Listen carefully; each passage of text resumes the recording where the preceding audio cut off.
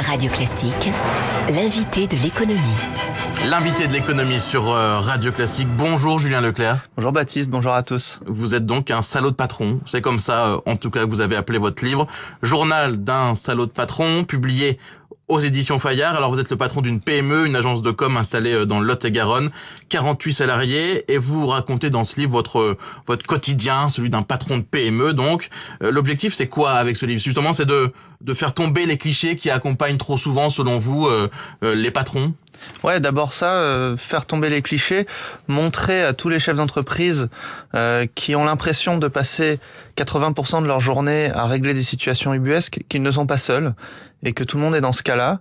Montrer ce que c'est que la vraie vie de patron, puisqu'un patron en France, c'est d'abord un dirigeant de PME et de TPE, donc de petites boîtes, et qui passe le plus clair de son temps à vivre tout un tas de choses assez loin des raisons pour lesquelles il a monté son entreprise. Donc par exemple, on vous racontez, on voit vous battre tous les jours avec l'administration, avec l'URSSAF, avec Pôle emploi, c'est ça, le quotidien d'un patron de PME? Oui, c'est devoir régler tout un tas de trucs qui nous tombent sur la tronche, des problèmes administratifs, des problèmes sociaux, d'essayer de comprendre du droit fiscal, du droit social, alors qu'on n'a pas créé sa boîte parce qu'on était super fort dans ces matières-là. Alors vous revenez tout au long de ce livre aussi sur les dispositions, les mesures qui ont été prises ces derniers mois par le gouvernement, notamment le pacte de responsabilité.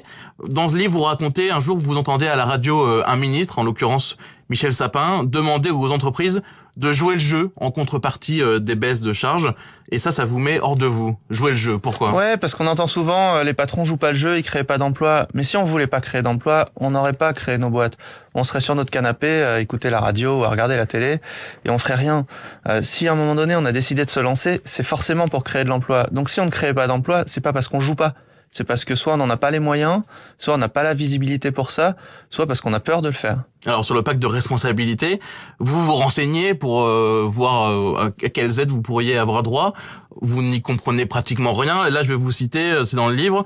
Les mesures prises font qu'aujourd'hui, je suis incapable de vous dire combien me coûtera un salarié dans un mois, dans un an, et je suis incapable de remplir moi-même un dossier pour obtenir une aide ou exonération, aide dont on ne sait ni de combien elle sera, ni quand elle arrivera. Oui, c'est exactement ça. Il y a tout un tas d'aides qui existent. On ferait bien d'en supprimer les 3/4 à mon avis.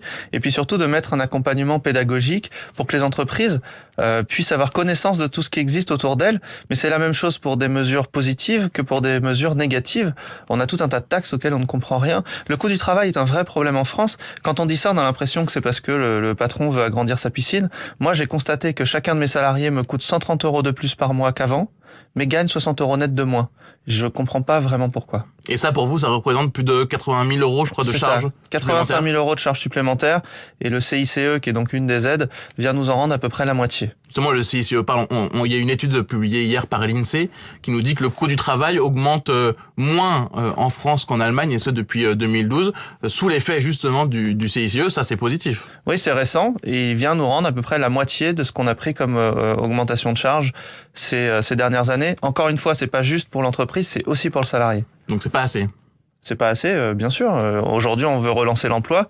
Tant que les entreprises sont un petit peu sous l'eau, il faut qu'on continue à aider. Alors, vous racontez également dans ce livre, par exemple, qu'au plus fort de la crise, donc 2008, vous perdez 25% de votre chiffre d'affaires, je crois, en l'espace de quelques mois. C'est très rapide. Et vous êtes obligé de demander à vos salariés de diminuer leur salaire de 15%. C'est comme ça aussi que ça fonctionne dans les PME. Il faut s'adapter.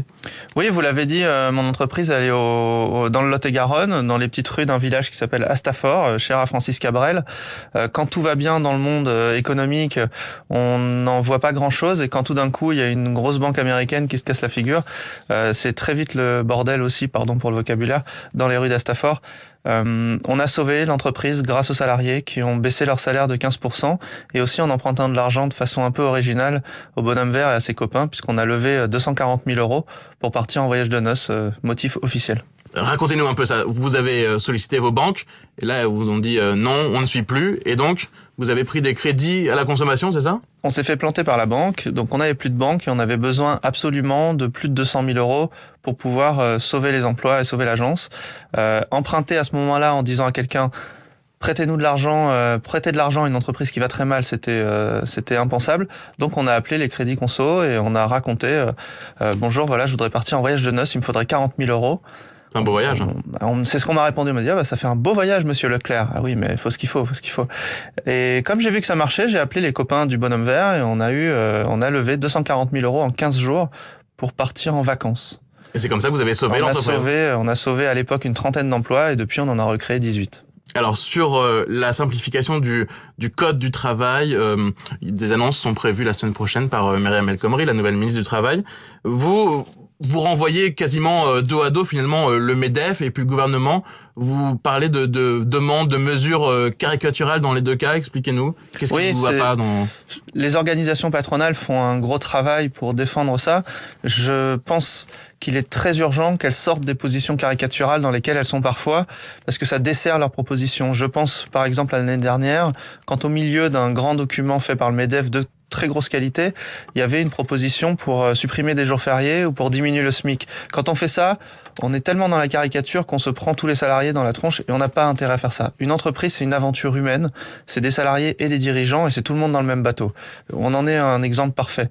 J'espère que Madame El Khomri proposera autre chose qu'imprimer le code du travail en plus petit, ce qu'avait proposé son prédécesseur Michel Sapin. Et précisément, vous demandez quoi, par exemple? Une ou deux mesures très simples? Qu'on revoie, par exemple, le fonctionnement de la médecine du travail, c'est important. Qu'on arrête d'avoir 120 articles sur le contrat de travail parce qu'on n'y comprend plus rien. J'ai rencontré 3000 chefs d'entreprise en 2 ans.